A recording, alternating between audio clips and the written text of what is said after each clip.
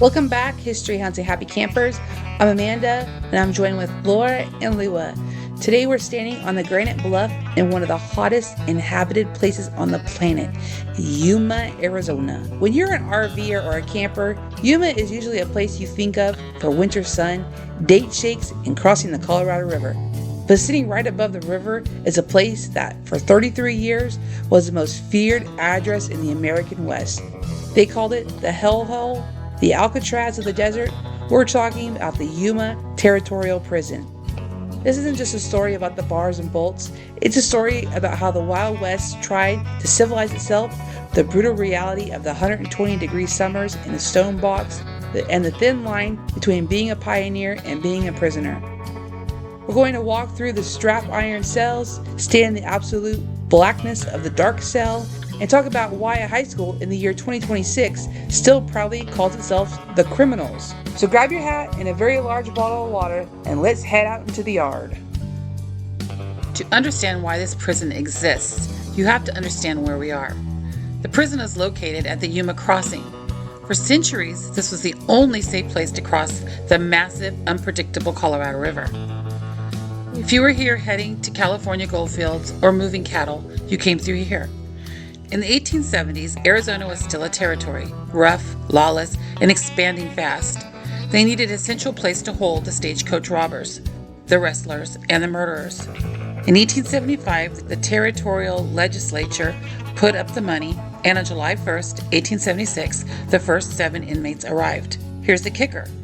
When those 7 men got there was no prison. They were handed shovels and picks and told to build their own cells out of the very granite bluff they were standing on. Imagine that for a second. You're a convict in the Arizona sun, and your first task is to carve out the room that's going to hold you for the next 10 years.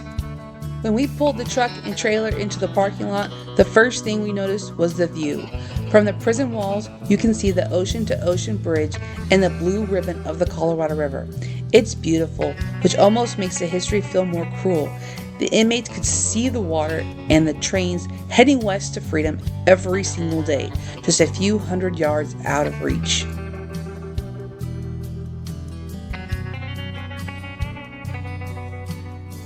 Walking into the cell blocks today is a sensory experience. The cells are made of strap iron, which are flat bars of iron woven together like a basket. It's not a solid wall, it's a cage. In the late 1800s, there were 6 men to a cell. No air conditioning, no fans, just 2 triple high bunks and a bucket. In the summer, Yuma regularly hits 115, 118, and 120 degrees Fahrenheit. The granite walls would soak up that heat all day and radiate it back at night. The inmates would reportedly strip naked and pour water on the floor just to try to survive the night. My name is William H. Loustino. But people know me here as Three-Fingered Jack. They threw me in this hellhole because I stood up for some miners during the Morenci mine strike. That was back in 1903. But here is where the intellectual honesty of history comes in. Despite the hellhole nickname, Yuma was actually considered a model prison for its time.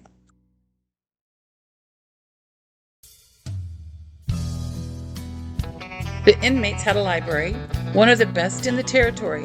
They had a prison band, they had a hospital. They were even one of the first places in Yuma to have electricity to run ventilation fans in the cell blocks. In an area where most people were living in dirt floor shacks, the prison offered a strange, high-tech form of misery.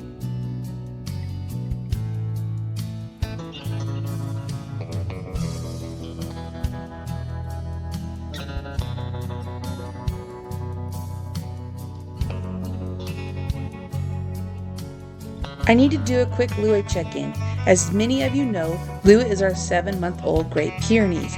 Now, an 80-pound white fluff ball and 110-degree Yuma weather do not mix well.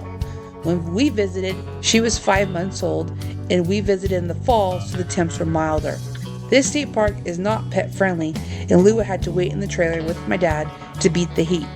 Make sure you plan accordingly to keep your history hounds safe and healthy. You enter the park in the visitor center, then exit to a plaza. From there, you can read all of the history signs they have around the area. You can walk into the main prison walls, climb the water tower to see where the guards stood, go into the museum, see the park film, and visit the cells and other ruins. The park staff was happy to answer questions, and we even completed the Junior Ranger program while we were there. You know, I have a hard time passing up a new Junior Ranger badge to add to our collection. Then we walked toward the back of the bluff near the dark cell.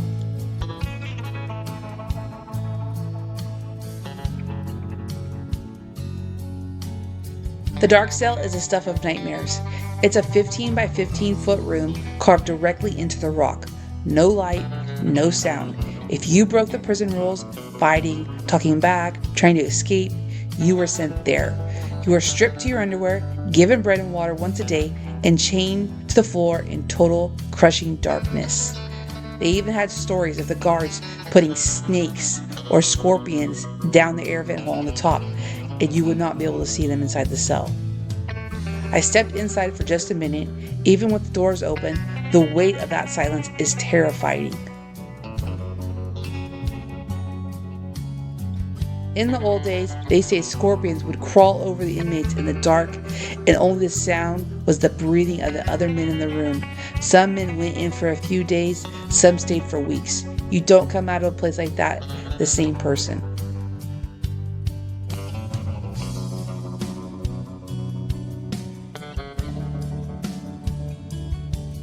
You can't talk about Yuma without talking about its most famous resident, Pearl Hart. In 1899, Pearl became one of the only women to ever rob a stagecoach. She cut her hair short, put on men's clothes, and held up the Globe to Florence stage with a .38 revolver. She was caught, of course, and ended up at Yuma. Because she was a woman in an all-male hellhole, the prison had to build a special, separate unit just for her. She became a national celebrity.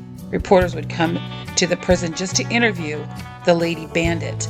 She reportedly used her fame to charge her way into a pardon just a few years later. Walking past the area where her cell stood, you can get a sense of the theater of the Old West. The prison closed in 1909 because it was simply too crowded. But the story didn't end there. From 1910 to 1914, the local high school burned down, and the students actually attended classes inside the prison. They used the old hospital as a clubhouse and the assembly hall for classes. That is why to this day, Yuma High School is the only school in the country with the mascot, the Criminals. They wear it like a badge of honor.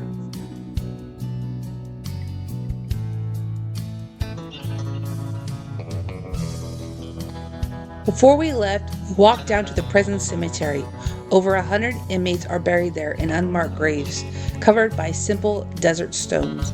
Most of them died of tuberculosis, which spread like wildfires in the cramped cells. It's a lonely place, looking from the graves back up to the guard tower, the same tower that once held the Gatling gun pointed to the yard. You realize how much this site represents the transition of the West. It went from the law of the gun to the law of the wall. Our journey advice: if you're visiting in your RV, there's plenty of parking for big rigs near the entrance.